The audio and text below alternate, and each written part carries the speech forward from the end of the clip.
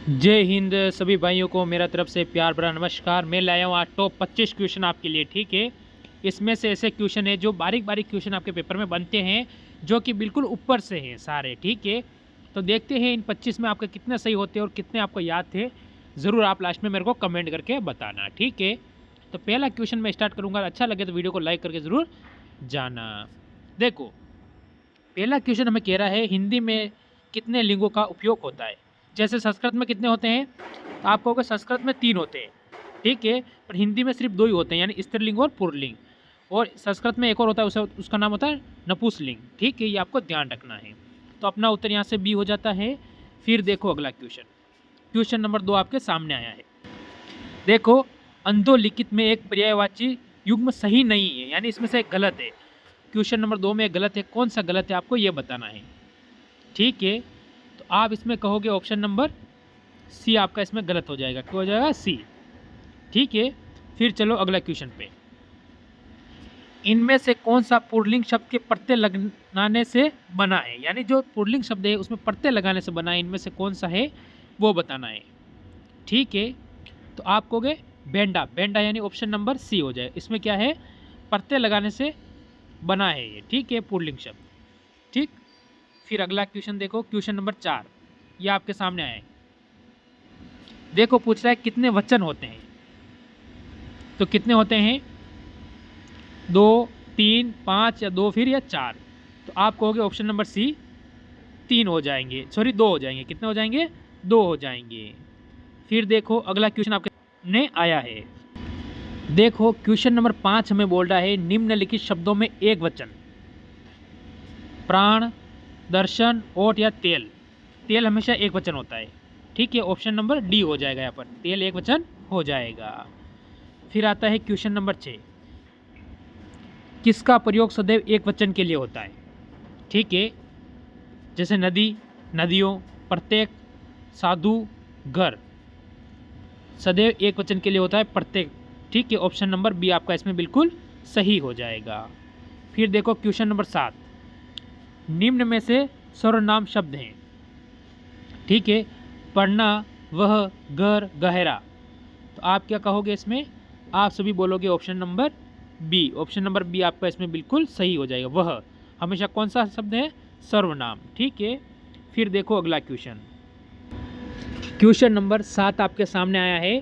क्या कह रहा है? आज क्लास कम समय में पूरी हो जाएगी। 25 क्वेश्चन अपन क्लास में, आपको एक कम से कम ज़्यादा 10 मिनट भी मुश्किल लगेंगे इस क्लास में। ठीक है, आपको देखना। क्वेश्चन नंबर 8 बोल रहा है सर्वनाम में कुल कितने भेद होते हैं।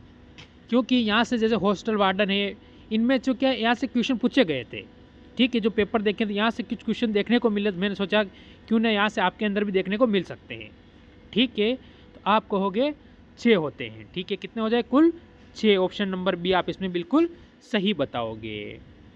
फिर जैसे क्वेश्चन नंबर 9 आपके सामने आता है, निम्न में से सर्वनाम शब्द हैं। सर्वनाम क्या है? शब्द हैं। जैसे ताजा, में, सोना या हिमालय। तो सर्वनाम शब्द कौन सा है? आप कहोगे में एक सर्वनाम शब्द होता है। Option number B. ठीक है, फिर आता है क्वेश्चन नंबर आपके सामने 10।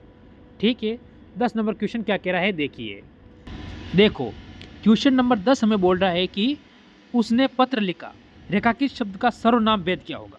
उसने पत्र लिखा, इसका सर्वनाम भेद हमसे पूछा है। ठीक है, तो पत्र कौन लिखता है? पुरुष लिखता है, तो पुरुषवाचक सर्वनाम होगा। कौन सा होगा? पुरुषवाचक सर्वनाम। ऑप्शन नंबर बी होगा आपका यहाँ से।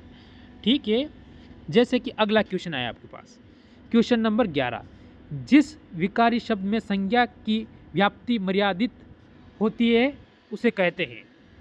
क्या कहते हैं उसे? उससे हम क्या कहेंगे ये बताना है। इसके अंदर आप कहोगे उसे विशेषण कहते हैं। ऑप्शन नंबर आप यहाँ से बी बिल्कुल सही करोगे। फिर इस पे एक और क्वेश्चन आता है आपके सामने। देखो, इंपॉर्टेंट क्वेश्चन है ये। विशेषण की विशेषता बताने वाले शब्द को क्या कहते हैं? जो विशेषण की विशेषता बताता है उसे शब्द को हम क्या कहते हैं? क्या होगा? परिविशेषण। ठीक है, ऑप्शन नंबर आपका यहाँ से ए होगा, परिविशेषण। फिर क्वेश्चन नंबर 13 आपके सामने आता है, निम्न में से विशेषण शब्द है। जैसे इसमें से आपको विशेषण शब्द पहचानना है। जाना, देवता, सुंदर या कौन। तो विशेषण शब्द होगा ऑप्शन नंबर सी। ठीक है, ऑप्शन नंबर सी आपका इसमें सही होगा। फिर आता है अगला क्वेश्चन जिसमें आपको पर्यायवाची पूछा है। 14 नंबर क्वेश्चन कह रहा है पर्यायवाची की दृष्टि से एक शब्द युग्म अशुद्ध है, एक अशुद्ध है यानी गलत है। ठीक है, तो आप कहोगे ऑप्शन नंबर ए अपना यहाँ से क्या होगा, गलत हो जाएगा। इसके अंदर क्या हो जाएगा, गलत हो जाएगा। फिर देखो क्वेश्चन नंबर 15 आपके सामने आ चुका है। देखो आपसे ये क्वेश्चन पूछा जाएगा, राधा बहुत ही सुंदर लड़की है, इस वाक्य में कौन सा विशेषण है। ठीक है, राधा सुंदर, सुंदर क्या है, गुणवाचक विशेषता। ठीक है, ऑप्शन नंबर यहाँ से आप क्या कहोगे, सी बिल्कुल इसमें सही और सटीक बताओगे। ठीक, फिर क्वेश्चन नंबर आपके सामने आएगा 16। देखो इनमें से पूछ रहा है क्वेश्चन, कौन सा शब्द अनिक का पर्यायवाची है। अनिक का पर्यायवाची अर्जुन, सोना, अग्नि या घोड़ा। ठीक है, तो आपका क्या है, अनिक, अनिक यानी अग्नि। ऑप्शन नंबर सी आपका इसमें बिल्कुल सही और सटीक होगा। फिर जैसे क्वेश्चन आपसे पूछा है, इसमें अश्व का पर्यायवाची नहीं है, इस शब्द पर ध्यान देना आपको, है या नहीं है, क्योंकि यहाँ से आपका क्वेश्चन क्या होता है, बिल्कुल गलत हो जाता है। अश्व का पर्यायवाची नहीं है, तरंग है, घोटक घोड़ा है यानी नहीं होगा। ऑप्शन नंबर आपका डी इसमें बिल्कुल सही और सटीक होगा। फिर क्वेश्चन नंबर 18 आपके सामने आ चुका है। देखिए क्या कह रहा है ये, तो क्या कह रहा है, मेरी बहन सविता हिंदी भाषा में लिखती है। ठीक है, क्रिया चुनिए, क्रिया चुननी है कि मेरी बहन है जो सविता नाम है उसका, वो क्या लिखती है, हिंदी भाषा में लिखती है। तो इसमें क्रिया होगा लिखना, लिखती है। ऑप्शन नंबर आप इसमें देखो 19 नंबर क्वेश्चन, आचार्य किशोरीदास, ठीक है, वाजपेयी के मन में हिंदी में कितने कारक हैं। इसमें आपको क्या पूछा है, कारक पूछा है, जैसे कि 6 होगा, 7 होगा, 8 होगा या फिर 5 होगा। तो आप कहोगे ऑप्शन नंबर ए आपका यहाँ पर बिल्कुल सही और सटीक होगा। फिर देखो 20 नंबर क्वेश्चन, कारक के भेद हैं, कारक में भेद कितने हैं, 5, 6, 7 फिर या 8। कारक में भेद कितने होंगे, तो आप कहोगे कारक में भेद होते हैं, ऑप्शन नंबर डी 8 हो जाएगा। ठीक, फिर देखो अगला क्वेश्चन, क्वेश्चन नंबर 21, शिक्षक ने पाठ पढ़ाया, किसका कारक प्रयोग है, कि शिक्षक ने क्या किया, पाठ को पढ़ाया। तो आपको कर्ता कारक क्या होगा इसमें, कर्ता कारक। ऑप्शन नंबर आपका यहाँ से बी बिल्कुल सही और सटीक होगा। जैसे कि क्वेश्चन नंबर 22 आपके सामने आया है और अभी तक वीडियो को आपने लाइक नहीं किया है।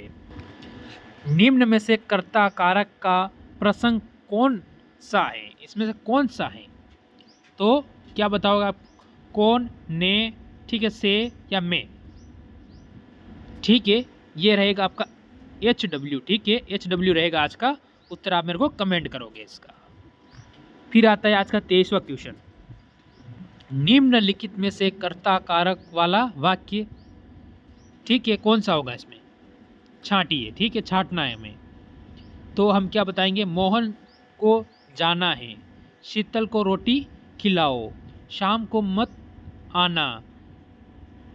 तो आप कहोगे ऑप्शन नंबर ए अपना सही हो जाएगा, मोहन को जाना है। ठीक है, और विभा को पुस्तक दे दो, ये भी नहीं होगा। ठीक, फिर देखो क्वेश्चन नंबर 24, भूतकाल के कितने भेद हैं, भूतकाल के कितने भेद हैं, 7, 6, 9 या 4। तो भूतकाल के भेद होते हैं 6, ऑप्शन नंबर बी होगा यहाँ से। ठीक है, फिर आज का लास्ट और अंतिम और 25वां क्वेश्चन आपके सामने, भूतकाल के लिए बंद लिए माँ सोती है, तो क्या होती है इसमें, आपका उत्तर होगा माँ सोती थी। ठीक है नहीं, सोती है नहीं, सोती थी, भूतकाल में क्या है, सोती थी, तो ऑप्शन बी होगा। तो ये थे टॉप आज 25 क्वेश्चन, कितने सही हुए ज़रूर कमेंट करना। मेरी तरफ से सभी को प्यार भरा नमस्कार। कल की अंतिम बार क्लास लेना नहीं भूलना, जिससे कि सिलेक्शन आपके कदम चूमेगा। सभी को जय हिंद, जय भारत।